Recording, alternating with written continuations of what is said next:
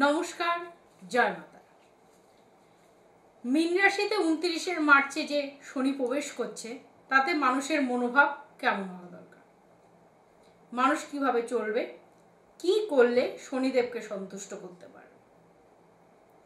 আগে জানতে হবে শনিদেব কেমন লোক। শনিদেব কিন্তু রাফ এবং টাফ একজন মানুষ। তিনি হার্ড ওয়ার্কিংকে পছন্দ করেন। কেউ ফাটকা কিছু পেয়ে বড়লোক হয়ে গেল বা বেপথে আজকে কোনো কাজ ধরলো, কালকেই বিরাট টাকা একটা রোজগার করে বেরিয়ে এলো, সেগুলো কিন্তু পছন্দ করে না।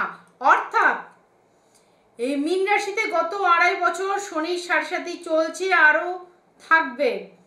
হ্যাঁ, এই যে আরও 2.5 বছর আপনার মিডিল পোর্শনে থাকবে, তারপর 2.5 বছর যে নিম্ন অঙ্গে আসবে, এই 7.5 বছর 7.5 যে ইয়ার্সের যে জার্নি, তাতে একটা জিনিস বিষয়বস্তু বুঝতে হবে যে আমাকে যতটা পারবো আমি সৎ পথে চলবো, আমাকে সৎ পথে ইনকাম করতে হবে, আমাকে বেপথে ইনকাম করা যাবে না।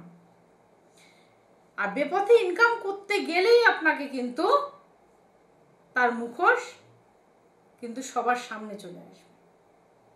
তাই যতটা পারবেন সামনাসামনি আপনাকে কাজ করতে হবে, যতটা পারবেন আপনাকে খুব বুঝে পদক্ষেপ নিতে হবে, যতটা পারবেন পুলিশি ঝামেলা থেকে আপনাকে সরে থাকতে হবে। এগুলোকে খেয়াল রেখে চলতে হবে। হুট ডিসিশন নেওয়া দূরে থাকতে হবে। কেন আমরা প্রত্যেকটা মানুষ হুট ডিসিশন নিই, কিন্তু এই শনির 7.5 চলাকালীন মানুষ খুব চটজলদি ডিসিশন নিয়ে নেয়। আমার এটা করতেই হবে মানে করতেই হবে, এখনই করতে হবে, এটা ইনভেস্ট করতে হবে মানে এখনই ইনভেস্ট করতে হবে, আমি এই পয়সাটা আয় করবো তো এখনই আয় করব। কিন্তু সে একদিনে বেশি স্টেও করতে পারবে না পয়সাটা, বা এবেলা আয় করলো ওবেলায় শেষ, এইরকম ডিসিশন।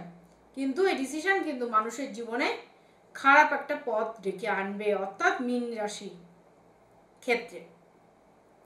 তাহলে আমি শনিকে ভালো করতে গেলে কি উপায় অবলম্বন করব? এক হচ্ছে নিজেকে সৎ উপায়, সৎভাবে বিচার আচারের দ্বারা নিজেকে সুন্দর করে তুলতে হবে। 2 নম্বর, গুরুজনদের আপনার পরামর্শ শুনতে হবে, গুরুজনদের কথা মেনে চলতে হবে, গুরুজনদের সম্মান দিয়ে চলতে হবে। আর কোনো গরিব মানুষকে অবহেলা করে চলবেন না।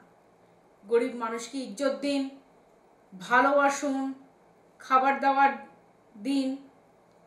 যদি মনে হয় কিছু খাওয়াতে পারছেন না, কিছু টিফিন দিন, কোনো বস্ত্র দিন, যেটা আপনার সামর্থ্য।